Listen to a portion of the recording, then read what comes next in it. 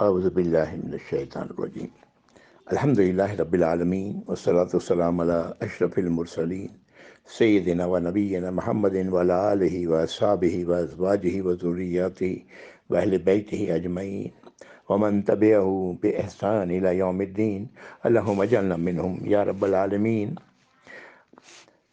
اعوذ باللہ من الشیطان الرجیم رب اشرح لی صدری ویسر لی امری واحلل عقدۃ من لسانی یفقہوا قولی، آمین یا رب۔ السلام علیکم ورحمۃ اللہ وبرکاتہ۔ الحمدللہ پچھلی نشست میں سورۃ النحل الحمدللہ مکمل ہوئی۔ میں معذرت چاہتا ہوں اس لیے کہ وقت اس میں زیادہ لگ گیا تھا۔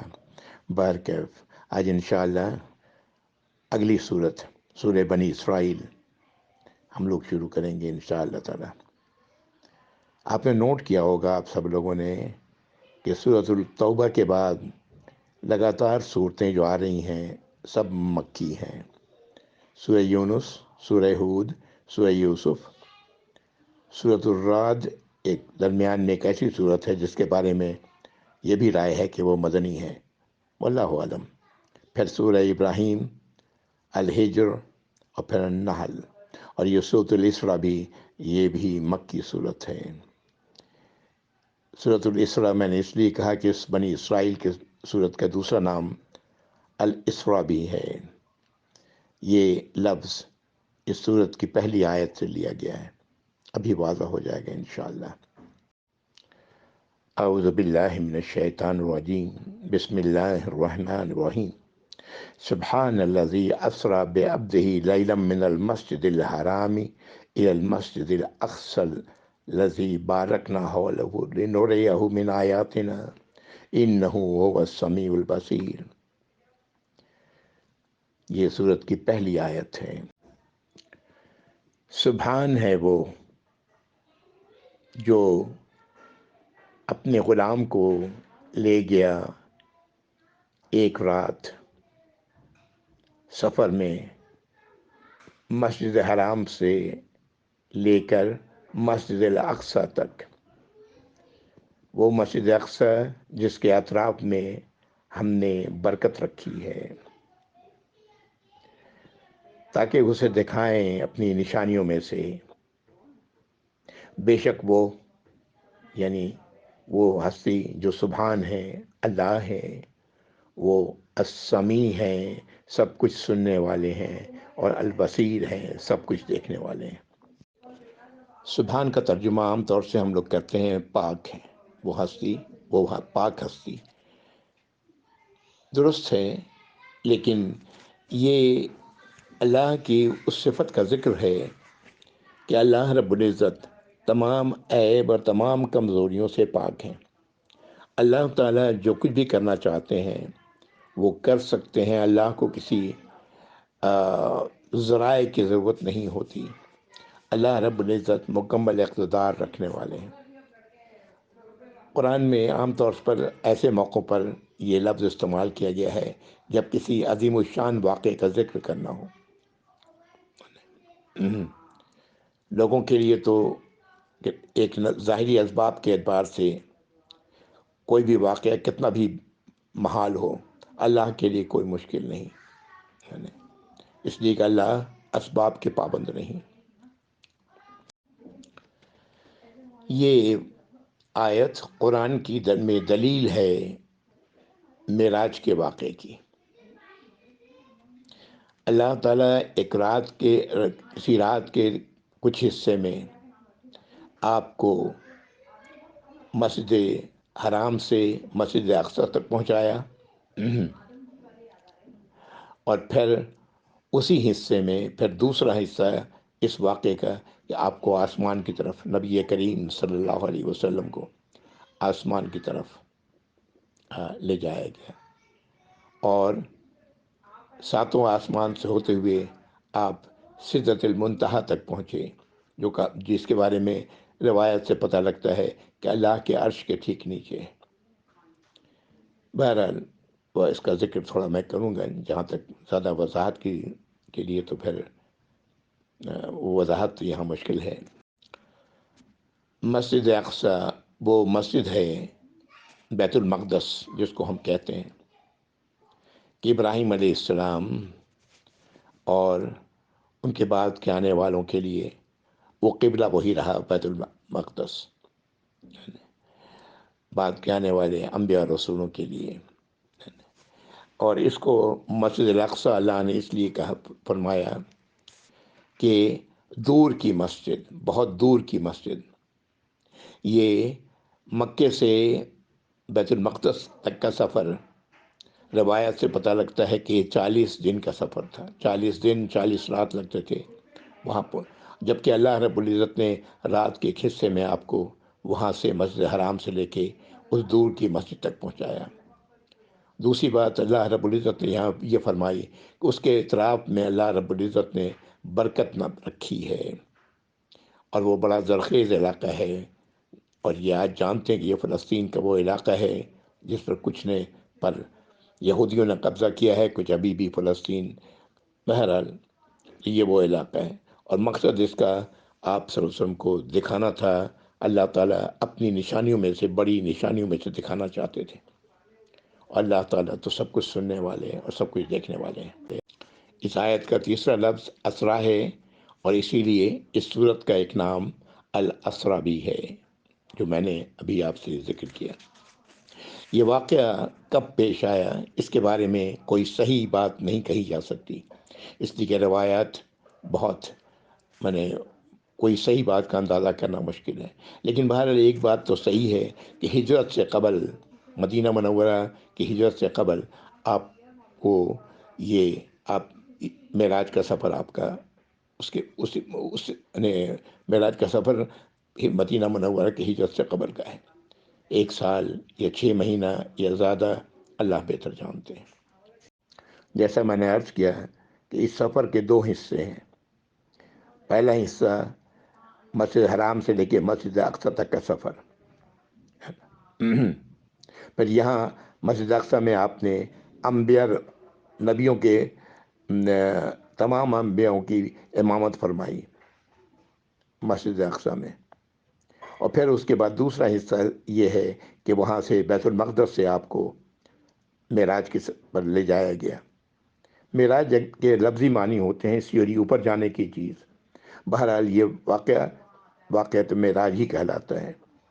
آپ کو اوپر لے جایا گیا، اور پھر آپ نے 7 آسمان، اور پھر اللہ سے ہم کلامی کا واقعہ آپ کے ساتھ پیش آیا ہے۔ آپ کو نماز کا 5 نمازوں کا حکم دیا گیا، امت کو 5 نمازوں پر فرض کی گئی، اور وغیرہ جو بھی ہے۔ بہرحال اس سلسلے میں بڑی ساری روایات ہیں، بہت سارے صحابہ سے ہیں، اور اب بہت ساری باتیں آپ خود بھی جانتے ہیں، مزید تفصیلات احادیث میں آپ دیکھ سکتے ہیں۔ یہ واقعی معراج میں شک و شبہات پیدا کرنے کی بھی کوشش کی گئی ہے۔ ایسے لوگ بھی ہوئے ہیں جنہوں نے کہا کہ آپ کو یہ سارا کچھ خواب میں دکھایا گیا، جو کہ غلط ہے۔ یہاں صاف لفظوں میں یہ آیت کہہ رہی ہے، رات کے سفر کی بات کر رہی ہے، اور خواب تو سبھی دیکھتے ہیں، ہاں نہیں، یہ حقیقتاً سفر تھا یہ سارا جس کا ذکر یہاں ہوا۔ آیت نمبر 2 سے لے کر کے آیت نمبر 8 تک، یہاں پر جو آیات ہیں اس کا تعلق بنی اسرائیل سے ہے۔ یہ خود بھی واضح ہو جائے گا جب ان کو ہم پڑھیں گے۔ اعوذ باللہ من الشیطان الرجیم، آیت نمبر 2، وَآتَيْنَا مُوسَى الْكِتَابَ وَجَعَلْنَاهُ هُدًى لِبَنِي إِسْرَائِيلَ أَلَّا تَتَّخِذُوا مِن دُونِي وَكِيلًا۔ اللہ تعالیٰ فرما رہے ہیں کہ ہم نے موسیٰ کو کتاب دی علیہ السلام، اور ہم نے اسے بنایا ہدایت، رہنمائی بنی اسرائیل کے لیے، یعنی وہ کتاب بنی اسرائیل کے لیے رہنمائی تھی۔ اور پھر اللہ تعالیٰ فرما رہے ہیں کہ وہ رہنمائی کیا تھی، وہ بنیاد کیا تھی اس رہنمائی کی، کہ مت بناؤ اللہ کے سوا کسی اور کو اپنا کارساز، لا تتخذوا من دونی وکیلا، مت بناؤ میرے سوا کسی اور کو کارساز۔ وہی بات ہے لا الہ الا اللہ، آیت نمبر 3، ذریت من حملنا مع نوح انہ کان عبدا شکورا۔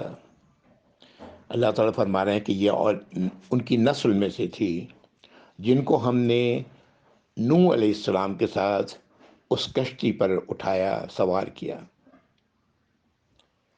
نوح علیہ السلام کا واقعہ ہم لوگ کئی بار پڑھ چکے ہیں کہ کس طرح سیلاب نے سب کو ختم کیا، اور پھر اس کے بعد نوح علیہ السلام کے ساتھ ایمان والے جو تھے وہ ان کے ساتھ اس کشتی پر سوار ہوئے۔ تو اللہ تعالیٰ فرما رہے ہیں کہ یہ اس کشتی پر جو سوار لوگ تھے ان کی اولادوں میں سے تھے۔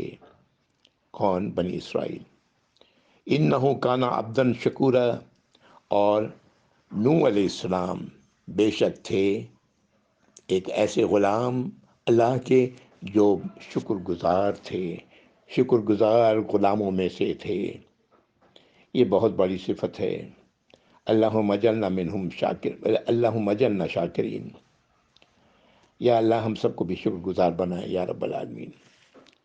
یہ ایک حدیث میں آپ صلی اللہ علیہ وسلم فرمایا ایک موقع پر کہ اللہ تعالیٰ اپنے اس غلام سے بہت ہی خوش ہوتا ہے جو کھاتا ہے اور اللہ کا شکر ادا کرتا ہے، پانی کا گھونٹ پیتا ہے، اللہ کا شکر ادا کرتا ہے۔ اللہ تعالیٰ ہم سب کو بھی شکر گزار غلاموں میں بنائے یا رب العالمین۔ تو یہ بنی اسرائیل کے بارے میں بتایا گیا کہ یہ ان کی نسل میں سے تھے یہ لوگ۔ آیت نمبر 4، اعوذ باللہ من الشیطان الرجیم، وَقَضَيْنَا إِلَى بَنِي إِسْرَائِيلَ فِي الْكِتَابِ لَتُفْسِدُنَّ فِي الْأَرْضِ مَرَّتَيْنِ وَلَتَعْلُنَّ عُلُوًّا كَبِيرًا۔ اللہ تعالیٰ فرما رہے ہیں یہ ہم نے فیصلہ کر دیا تھا بنی اسرائیل کے مطابق کتاب میں۔ کتاب سے مراد اللہ بہتر جانتے ہیں، شاید لوح محفوظ بھی ہو سکتا ہے، توریت بھی ہو سکتی ہے۔ بہرحال اس میں فیصلہ کر دیا تھا کہ تم لوگ لازماً زمین پر فساد پھیلاؤ گے 2 بار، اور بڑی زبردست زیادتیاں کرو گے، بہت بڑی بڑی زیادتیاں کرو گے، اپنے آپ کو بہت بڑی شے سمجھو گے، 2 بار تم ایسا کرو گے۔ آیت نمبر 5، وَإِذَا جَاءَ وَعْدُ الْأُولَاهُمَا بَعَثْنَا عَلَيْكُمْ عِبَادًا لَنَا أُولِي بَأْسٍ شَدِيدٍ فَجَاسُوا خِلَالَ الدِّيَارِ وَكَانَ وَعْدًا مَفْعُولًا۔ اور جب آیا وہ پہلے وعدے کا وقت تو ہم نے تم لوگوں پر ایسے لوگوں کو مسلط کیا، ایسے غلاموں کو مسلط کیا، ہمارے ایسے غلام تم پر مسلط ہوئے جو بڑی قوت والے تھے، بڑے جنگجو تھے، اور وہ تمہارے گھروں میں کے اندر تک داخل ہو گئے، اور اللہ کا وعدہ تو پورا ہی ہونے والا ہے۔ یہ آیت نمبر 5 تھی۔ اعوذ باللہ من الشیطان الرجیم۔ ان آیات کی وضاحت میں آخر میں کروں گا آیت نمبر 8 تک پہنچانے کے بعد۔ آیت نمبر 5 کے بعد آیت نمبر 6، ثم رددنا لكم الكرة عليهم وامددناكم بأموال وبنين وجعلناكم أكثر نفيرا۔ اللہ تعالیٰ فرما رہے ہیں پھر اس کے بعد ہم نے تمہیں ان لوگوں پر غلبہ دیا، کن لوگوں پر؟ جنہوں نے تمہیں پہلے تمہارے گھروں میں گھسے تھے،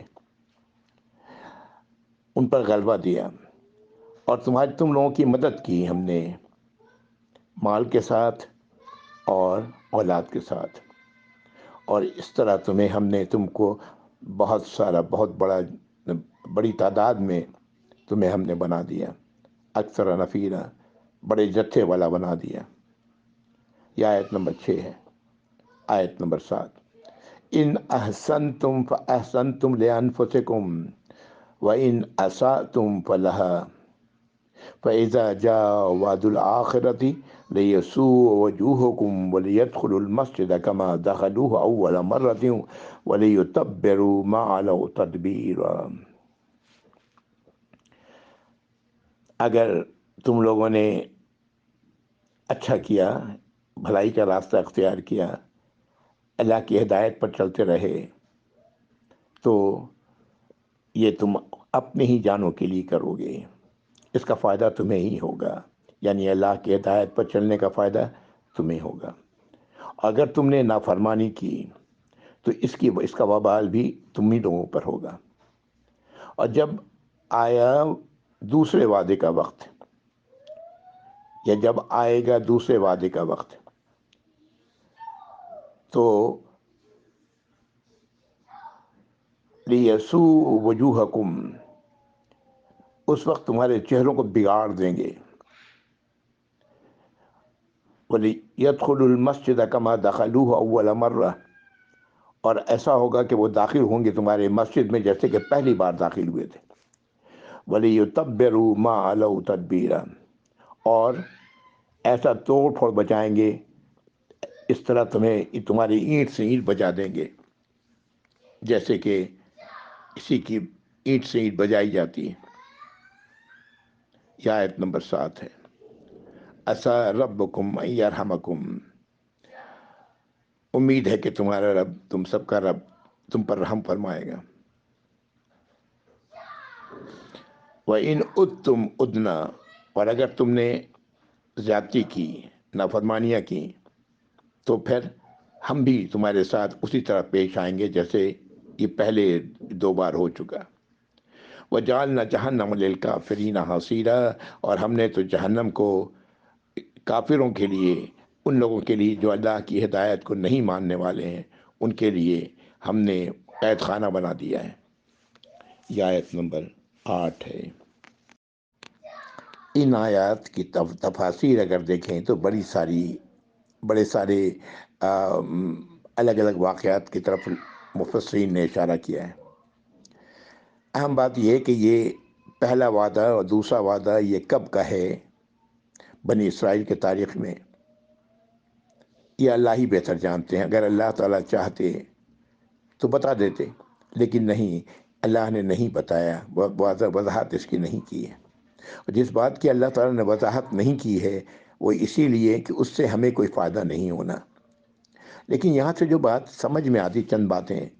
पहली बात कि ये अल्लाह ने ये पहले से ही इस बात का फ़ैसला कर दिया था, पहले से ही अल्लाह ने ये बात लिख दी थी कि बनी इसराइल इस तरह से 2 बार शदीद नाफरमानियों में उलझेंगे, और जब उलझेंगे तो उनके साथ क्या होगा, उन पर दूसरी कौम आकर के उन पर मुसल्लत हो जाएगी, और अल्लाह की जो बात है वो तो पूरी होने वाली है। फिर अल्लाह ताला उन्हें, बनी इसराइल को आज़ाद करेंगे, वहाँ से बनी इसराइल उन पर गालिब होंगे, और गालिब होने के बाद फिर वो वहाँ से आज़ाद होंगे, और उसके बाद उनके मालों में और दौलत में और औलाद में अल्लाह ताला इजाफ़ा करेंगे, और बहुत सारी उनकी तादाद बहुत बढ़ जाएगी। फिर एक उसूली बात कही गई कि अगर तुमने भलाई का रास्ता अख्तियार किया, भलाई का रास्ता अल्लाह की अताअत और फरमाबरदारी है, तौरात के अहकाम पर अमल करना था उनके लिए, तो ये तुम्हें, इसका फ़ायदा तुम्हें ही होगा। और अगर तुमने नाफरमानी का रास्ता अख्तियार किया तो इसका नुकसान तुम्हें ही होगा। और फिर जब दूसरा वादे का वक्त आएगा तो ये कुछ होगा जिसका जिक्र फिर अल्लाह ने किया कि वो तुम्हारी ईंट से ईंट बजा देंगे, है ना। और उम्मीद है कि तुम्हारा रब तुम पर रहम फरमाएगा। और अगर तुमने ज़्यादतियाँ की तो अल्लाह ताला भी तुम पर ज़्यादतियाँ करेंगे, ज़्यादतियाँ नहीं करेंगे बल्कि अल्लाह ताला तुम पर उसी तरह तुम पर ज़्यादतियों की सज़ा देंगे। और फिर जहन्नम का अज़ाब, वो तो बहुत ही बड़ा है। जहन्नम ऐसा क़ातखाना होगा काफिरों के लिए जिसका जिक्र अल्लाह रब्बुल इज़्ज़त ने किया। मेरी सोच ये है कि बहुत सारे जो है वाक़यात जिसका जिक्र मुफस्सिरीन ने किया है, हो सकता है कि इनमें से किसी की बात दुरुस्त हो, किसी की ना हो, वल्लाहु आलम। जिस चीज़ में पढ़ने का मुझे कोई फ़ायदा नहीं, मेरे नामा अमाल में इसकी वजह से कोई नेकी नहीं लिखी जाएगी। सिर्फ अंदाज़ा ही है, हर एक का अंदाज़ा होता है। मुफस्सिरीन ने भी अपना अंदाज़ा किया है, मौरिख़ीन ने भी अपना अंदाज़ा किया है ना। इन वाक़यात का कि 2 تو یہ اندازہ ہے، تو اس لیے ایسی چیزوں کو سے میں گریز کرتا ہوں، اور دوسروں کو بھی یہ کہتا ہوں کہ ایسی معاملات پر کو سے گریز کیا جائے. جیسے کہ آپ نے دیکھا ہوگا اب تک جتنی بھی ہم لوگ قرآن پڑھتے آئے ہیں، جہاں بھی اس قسم کے اختلافی مسائل سامنے آئے ہیں، میں نے اس کو چھوڑ دیا ہے. اللہ تعالیٰ غلطیوں سے بچائیں اور صحیح بات سب تک پہنچانے کی توفیق عطا فرمائیں. بنی اسرائیل کے حوالے سے جو آیات میں نے کہا تھا، آیت نمبر 8 تک وہ ہم لوگ پڑھ چکے. اب آیت نمبر 9، اعوذ باللہ من الشیطان الرجیم. ان ھذا القرآن یہدی للتی ہی اقوم ویبشر المؤمنین الذین یعملون الصالحات ان لہم اجرا کبیرا. اب اللہ تعالیٰ اس قرآن کی بات کر رہے ہیں جو ہمارے اور آپ کے ہاتھ میں ہے. یہ قرآن رہنمائی فرماتا ہے اس کی طرف، ایسی چیز کی طرف جو بالکل سیدھی ہے، بالکل قائم ہے، بالکل مضبوط ہے. قرآنی ہدایات جو اللہ رب العزت نو انسانی کو دے رہے ہیں، اللہ کے نبی صلی اللہ علیہ وسلم پر نازل فرمائی، اللہ تعالیٰ اس کی بات کر رہے ہیں. یہ بالکل اقوم ہے، سب سے زیادہ سیدھی، سب سے زیادہ درست بات ہے. اور یہ خوشخبری دیتی ہے ان لوگوں کو جو اس پر ایمان لائیں. ان باتوں کو جو اللہ نے نازل کی ہے، اللہ نے جو کچھ فرمایا ہے، اس پر دل کی گہرائی سے اس کو تسلیم کریں. اور الذین یعملون الصالحات، اور پھر وہ عمل کریں صالح، جس سے مراد اللہ کی ہدایات کے مطابق عمل کرنا، اللہ کی ہدایات پر عمل کرنا، نبی کریم صلی اللہ علیہ وسلم کی تعلیمات پر عمل کرنا، اور وہ اس طرح عمل کریں. ان لہم اجرا کبیرا، ان لہم اجرا کبیرا، تو بے شک ان کے لیے اجر ہے اور بہت بڑا اجر ہے. سبحان اللہ. اللہ رب العزت فرما رہے ہیں اس قرآنی تعلیمات پر عمل کرنے کا نتیجہ. آیت نمبر 9. آیت نمبر 10، وَأَنَّ الَّذِينَ لَا يُؤْمِنُونَ بِالْآخِرَةِ أَعْتَدْنَا لَهُمْ عَذَابًا أَلِيمًا. اور بے شک وہ لوگ جو نہیں ایمان لائیں گے آخرت پر، تو ان کے لیے ہم نے تیار کر رکھا ہے دردناک عذاب. نہیں ایمان لائیں گے، آخرت سے مراد وہ باتیں جو ہماری دنیا سے جانے کے بعد جن کا تعلق ہے. جہاں ابھی اگلی آیت میں پچھلی آیت میں، آیت نمبر 9 میں اللہ نے فرمایا ان کے لیے اجرن کبیرہ ہے، بہت بڑا اجر ہے. یہ کہاں ہے؟ آخرت میں اجر کی بات ہو رہی ہے. تو جو لوگ آخرت پر یقین نہیں رکھیں گے، لا یؤمنون، جو آخرت پر ایمان نہیں لائیں گے، ایسے لوگوں کے لیے عذاب ہے اور دردناک عذاب ہے. یہ اصل جو بیماری ہوتی ہے جو اللہ کی ہدایات سے انسان کو موڑتی ہے یا دوسری طرف لے جاتی ہے، اللہ کی نافرمانی کی طرف، وہ در حقیقت اللہ کی باتوں کو دل کی گہرائی سے تسلیم نہیں کرنا، قرآنی آیات کو دل کی گہرائی سے تسلیم نہیں کرنا، ان نتائج سے جو اللہ نے بتایا ہے قرآن میں ان سے بے پرواہی کا اظہار کرنا، ان سے غفلت کا مظاہرہ کرنا. یہ وہ چیز ہے، اور وہ دنیا کی زندگی ہے جو انہیں ایسی حالت میں زیادہ اپنے آپ کو پرکشش نظر آتی ہے. اور پھر ایسی حالت میں انسان دنیا کی زندگی کے لیے سب کچھ، آخرت کی باتیں، اللہ کی باتیں سب بھول جاتا ہے. اللہ تعالی ہم سب کو اس بات کی سمجھ عطا فرمائے کہ اصل زندگی تو وہ ہے جو موت کے بعد شروع ہوتی ہے. وہ ہے اصل زندگی. ایک طویل عرصہ انسان جس کو اللہ نے برزخ کہا وہ ہے، اس کے بعد پھر اللہ تعالیٰ دوبارہ زندہ کریں گے سبوں کو، اور ہمارے تمام کیے کرائے کا جو ہم نے کیا ہے اس کا بدلہ ہمیں دیں گے. یہ بدلہ ایمان والوں کے لیے ہے. جو ایمان والے نہیں ہیں ان کو تو کچھ بھی نہیں ملنا. ان کا تو سارا معاملہ، جو کچھ بھی انہوں نے اچھائی کی ہوگی، وہ دنیا میں ہی اس کا بدلہ انہیں مل چکا ہوگا. ایمان والوں کے لیے ہے کہ اللہ تعالیٰ ان کے اچھے اعمال کا بدلہ دیں گے، اور جو اللہ کی رحمت کی شکل میں اور جنت کی شکل میں ہوگا. الحمدللہ آیت نمبر 10 تک ہم لوگ پہنچے ہیں، اور میں یہاں رکنا چاہتا ہوں کہ پچھلی نشست طویل ہو گئی تھی تو یہ ذرا قصیر ہو، چھوٹی ہو۔ وآخر دعوانا الحمد للہ رب العالمین، وصلی اللہ علی محمد وعلی آلہ واصحابہ وازواجہ وذریاتہ واہل بیتہ اجمعین ومن تبعہ بإحسان الی یوم الدین، اللہم اجعلنا منہم یا رب العالمین۔ السلام علیکم ورحمۃ اللہ وبرکاتہ، جزاکم اللہ خیر۔